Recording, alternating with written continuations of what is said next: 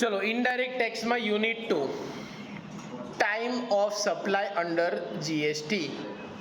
જીએસટીમાં આપણે taxable event શું હતી?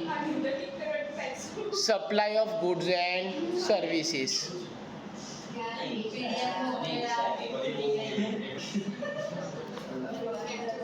તો જીએસટીમાં ટેક્સેબલ ઇવેન્ટ કઈ હતી? Supply of goods or service. તો અહીંયા લખ્યું છે GST is payable on supply of goods or service. A supply consists of elements that can be separated in time like purchase order, agreement, dispatch of goods, delivery of goods, or provision or performance of service, entry in the records, payment and entry for the payment in the records or deposit in bank. હવે આમાં ઘણી બધી વસ્તુઓ એવી આપી જેને supply તરીકે identify કરાય. દાખલા તરીકે પરચેઝ ઓર્ડર મળ્યો ત્યારે આપણે ગુડ્સ સપ્લાય કર્યો એવું કહી શકાય, કારણ કે પરચેઝ ઓર્ડર એ આપણે ગુડ્સ વેચવાનો એક શું થાય? બિલ કહેવાય. પછી માલ મોકલ્યો એની ડિસ્પેચ નોટ પર સપ્લાય કહી શકાય. માલની ડિલિવરી સામેવાળાને આપણે સેલરે બાયરને ગુડ્સ ડિલિવર કરી દીધો તો ગુડ્સની ડિલિવરી પર સપ્લાય કહી શકાય. કોઈ સર્વિસ પરફોર્મ કરી એને પણ સપ્લાય ઓફ સર્વિસ કહેવાય. સામેવાળાના બુક્સમાં એન્ટ્રી પર સર્વિસ પરફોર્મ થઈ ગઈ એવું કહેવાય. એની પાસેથી પૈસા મળે ત્યારે આપણે કામ પર કરી દીધું, સર્વિસ આપી દીધી એવું પણ કહેવાય. તો ઘણા બધા પોઈન્ટ ઓફ ટાઈમ આપ્યા. તો ખરેખર જીએસટી ક્યારે લગાવવાનો? ક્વેશ્ચન અરાઇઝ થાય ને.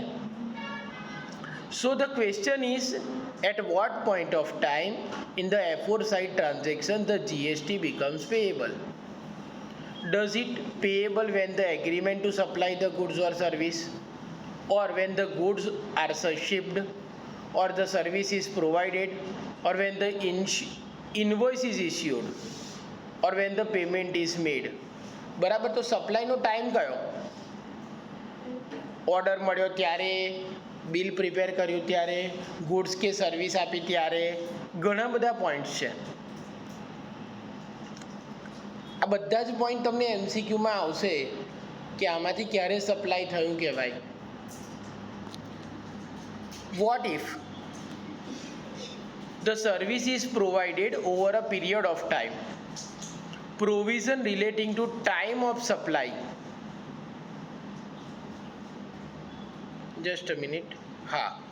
What if the service is provided over a period of time, provision relating to time of supply provided answer to all such other questions that arise in respect to the time when the liability to pay CGST, SGST, UTGST and IGST arise.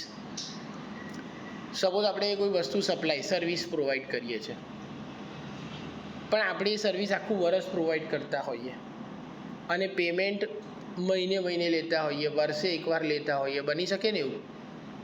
તો અહીંયા આગળ આપણને બધા જ answer મળી જાય છે કે ટાઈમ ઓફ સપ્લાય કયો છે સર્વિસનો, એને આધારે જીએસટી ચાર્જ થાય. હવે જીએસટીમાં કોઈ પણ જીએસટી હોય, સ્ટેટ લેવલ જીએસટી, યુનિયન ટેરેટરીનો, integrated goods and service tax, કાં તો CGST.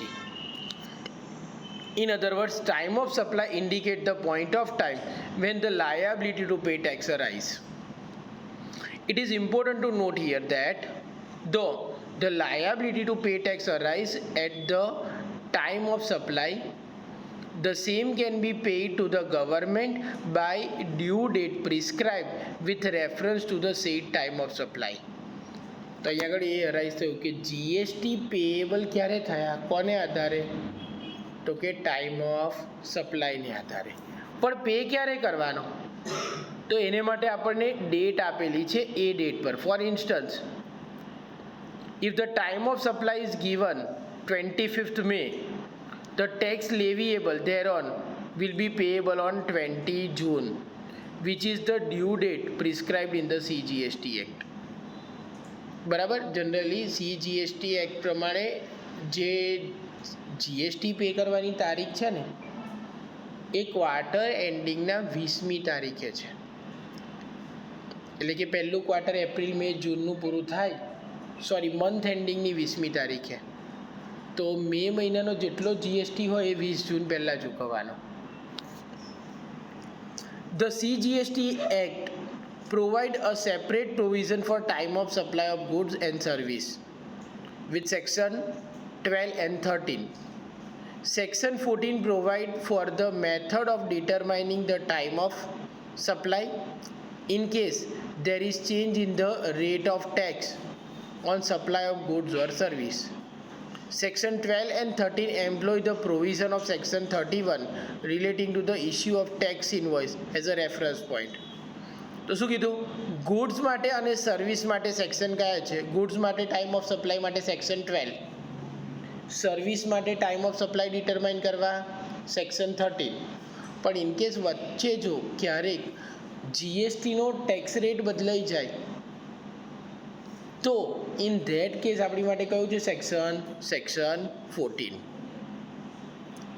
Event like issue of invoice એટલે કે બિલ આપવું, રિસિપ્ટ ઓફ પેમેન્ટ પૈસા મળી જવા, પ્રોવિઝન ફોર સર્વિસ આપવા માટે પ્રોવાઈડ કરવું, રિસિપ્ટ ઓફ સર્વિસ મળવી as recorded in the books of account need to be analyse to determine the time of supply.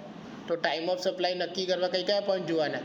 આપણે સેવા આપી કે ગુડ સપ્લાય કર્યો એનું પેમેન્ટ ક્યારે મળ્યું, એના બુક્સ ઓફ અકાઉન્ટમાં સર્વિસની એન્ટ્રી ક્યારે થઈ, એના અકાઉન્ટમાં એણે કે એના બેંક અકાઉન્ટમાં એણે પેમેન્ટ પે કર્યું એની એન્ટ્રી ક્યારે થઈ. આ બધા પોઈન્ટ્સ ધ્યાનમાં રાખવાના. When the tax on supply is payable under the forward charge. When the tax on supply is payable under reverse charge. હવે અહીંયા આગળ બે વસ્તુ આવી, ફોરવર્ડ ચાર્જ ને રિવર્સ ચાર્જ.